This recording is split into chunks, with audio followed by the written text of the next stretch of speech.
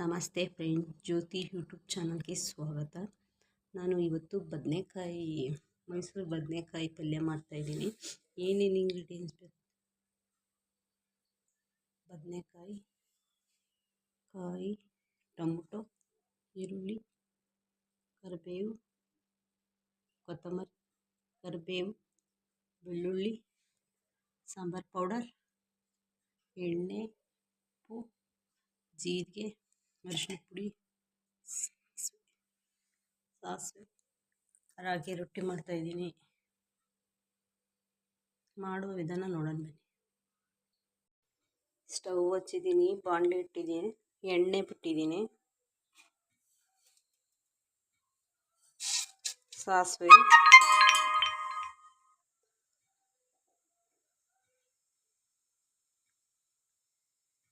ಬೆಳ್ಳುಳ್ಳಿ,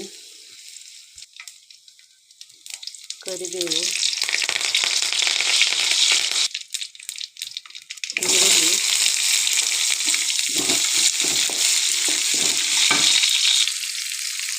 ಜೀರಿಗೆ, ಉಪ್ಪು,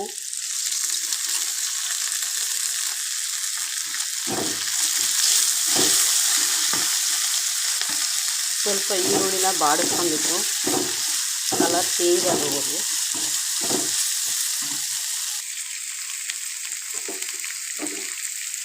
ಟೊಮೊಟೊ,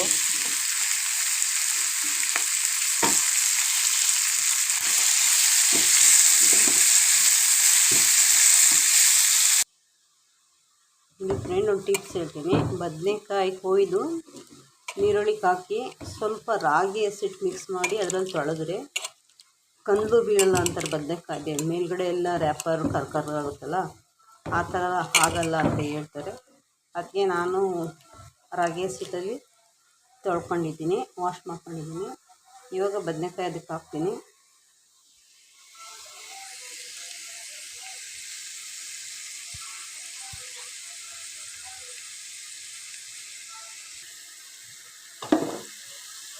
ಬದನೆಕಾಯಿ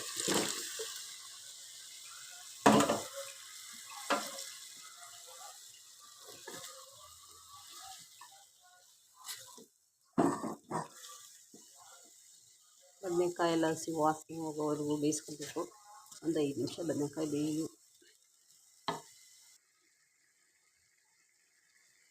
ನೋಡಿ, ಆ ಥರ ರಾಗಿ ಹಸಿಟ್ಟನ್ನ ಬದನೆಕಾಯಿಗೆ ಹಾಕಿ ತೊಳೆದ್ರೆ ಕಲರ್ ಚೇಂಜ್ ಆಗೋಲ್ಲ. ಬದನೆಕಾಯಿ ಒಂದೊಂದು ಬ್ಲ್ಯಾಕ್ ಆಗುತ್ತೆ, ಆ ಥರ ಆಗೋಲ್ಲ. ಬದನೆಕಾಯಿ ರಾಗಿ ಹಸಿಟ್ಟು ಸ್ವಲ್ಪ ಅರಿಶಿನ ಪುಡಿ ಹಾಕಿ ತೊಳೆದ್ರೆ ಆ ಥರ ಆಗೋಲ್ಲ, ಕಲರ್ ಚೇಂಜ್.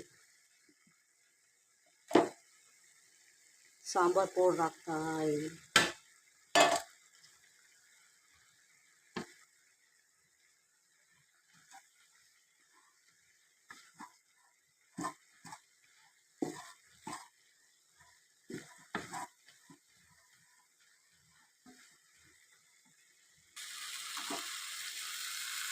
ಒಂದು ದಪ್ಪು ನಿಂಬೆಹಣ್ಣು ಗಾತ್ರದ ಹುಣಸೆಹಣ್ಣು ಬಿಡ್ತಾರೆ, ಹುಣಸೆ ಹುಳಿ,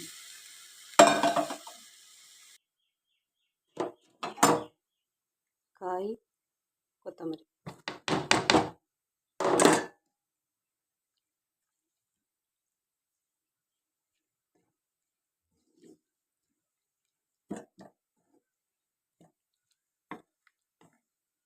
ಇದು ಬೆಂದು ಸ್ವಲ್ಪ ಗಟ್ಟಿಗಾಗಬೇಕು.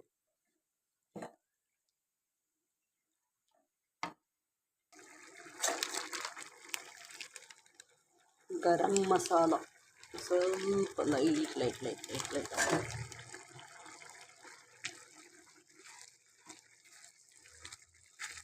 Ready to eat. ತಿನ್ನೋದಕ್ಕೆ ಬದನೆಕಾಯಿ ಪಲ್ಯ ರೆಡಿ ಆಯ್ತು. ಸ್ವಲ್ಪ ಗೊಜ್ಜು ಥರ ಆಗಬೇಕು, ನೀರೆಲ್ಲ ಸೇರಿಕೊಂಡು.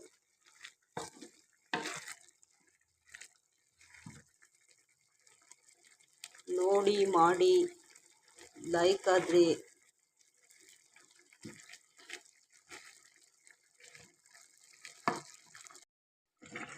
ಬದನೆಕಾಯಿ ಗೊಜ್ಜು ನೋಡಿ ಮಾಡ್ಕೊಳ್ಳಿ. ಇಷ್ಟ ಆದರೆ ಲೈಕ್ ಮಾಡಿ, ಶೇರ್ ಮಾಡಿ, ಸಬ್ಸ್ಕ್ರೈಬ್ ಮಾಡಿ ಪ್ಲೀಸ್. ರಾಗಿ ರೊಟ್ಟಿನ ಈ ಥರ ಮಿದ್ಕೊಬೇಕು, ಈ ಥರ ತೊಡ್ಕೊಬೇಕು, ಈ ಥರ ಬೇಯಿಸ್ಬೇಕು.